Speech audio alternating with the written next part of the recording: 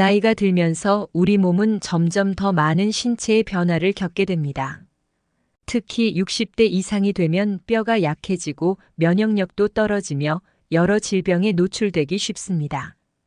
이런 변화 속에서 놓치기 쉬운 중요한 영양소가 바로 비타민 D인데요. 우리나라 사람들 90%가 비타민 D 결핍이라는 사실 알고 계신가요? 많은 분들이 햇볕을 쬐거나 음식을 통해 비타민 D를 충분히 섭취할 수 있다고 생각하지만 사실 현실은 그렇지 않습니다. 특히 우리나라 사람들은 사계절 중 겨울이 길고 봄과 가을에도 미세먼지나 자외선 걱정으로 실내 생활을 많이 하다 보니 햇볕을 통해 비타민 D를 충분히 만들어내기가 거의 불가능합니다. 피부색이나 계절에 따라 달라지지만 햇볕 쨍한 여름 10시에서 오후 3시 사이 얼굴, 팔, 다리 등 피부의 20% 이상 일주일에 3, 4회 꾸준히 노출되어야 효과적이기 때문입니다. 게다가 음식으로는 1~20%만 섭취되고 8~90%는 햇볕으로 합성이 되는데요. 이런 이유들로 한국인들에게 비타민 D는 음식이 아닌 영양제나 주사를 통해 섭취해야 하는 중요한 영양소입니다. 오늘은 우리에게 비타민 D가 왜 중요한지, 역할은 무엇인지, 영양제로 꼭 섭취해야 하는 이유와 방법에 대해 함께 알아보겠습니다. 비타민 D 하나만 제대로 챙겨도 건강 수명 10년을 연장하고 영양제 하나만 먹어야 한다면 비타민 D를 선택한다는 전문가의 말이 있는데요. 그 이유는 비타민 D의 역할에 있습니다. 비타민 D는 다른 비타민과는 달리 몸에서 직접 합성할 수 있는 독특한 영양소입니다. 하지만 이 과정에는 햇볕, 특히 자외선 노출이 필요합니다. 자외선 UVB가 피부에 닿으면 피하 지방에 있는 콜레스테롤이 비타민 D로 전환되기 시작합니다. 이렇게 생성된 비타민 D는 혈액을 통해 간과 신장을 거쳐 활성 형태인 비타민 D3로 변환되는데 이 비타민 D3가 바로 우리 몸에서 다양한 역할을 합니다.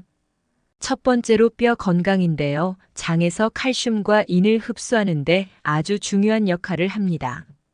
우리 몸에 필요한 칼슘이 뼈에 잘 축적되고 만들 수 있도록 도와주고 골다공증이나 뼈가 약해지는 현상도 막아줍니다.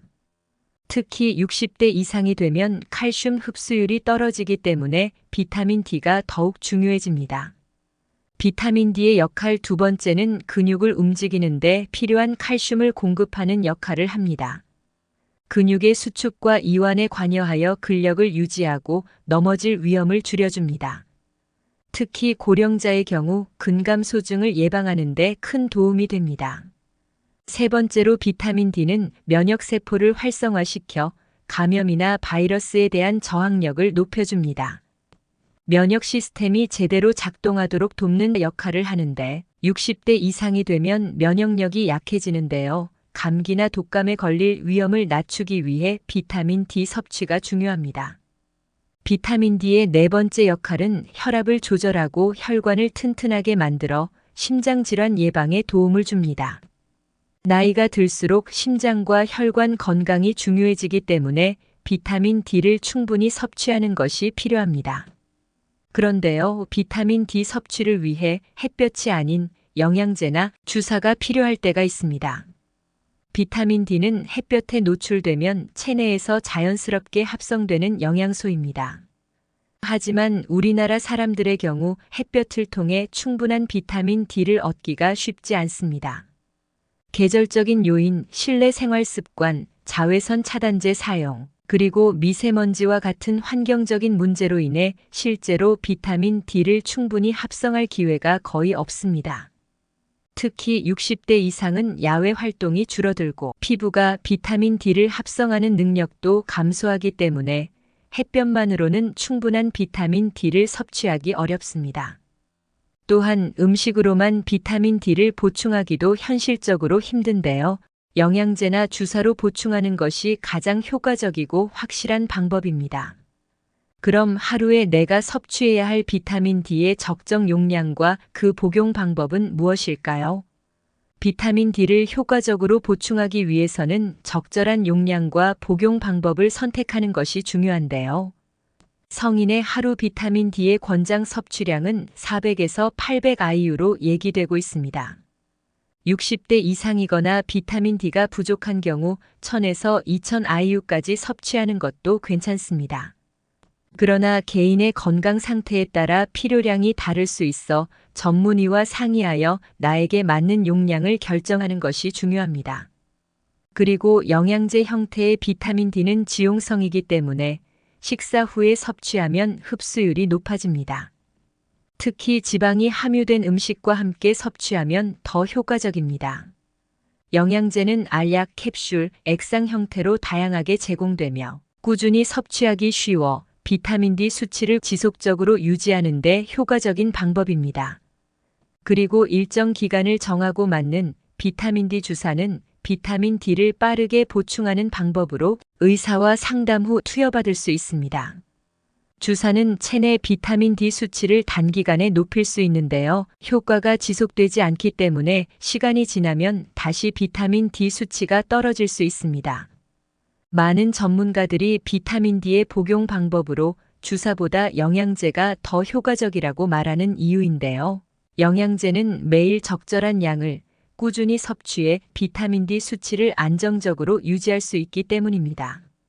특히 60대 이상의 고령층에게는 수치 유지가 중요하기 때문에 영양제를 통한 보충이 더 적합합니다. 그렇다면 비타민 D 섭취할 때 주의할 점을 살펴보겠습니다. 비타민 D는 건강에 필수적인 영양소지만 올바르게 섭취하는 것이 중요합니다. 첫째, 비타민 D는 지용성 비타민이기 때문에 과다 섭취하면 체내에 축적될 수 있습니다.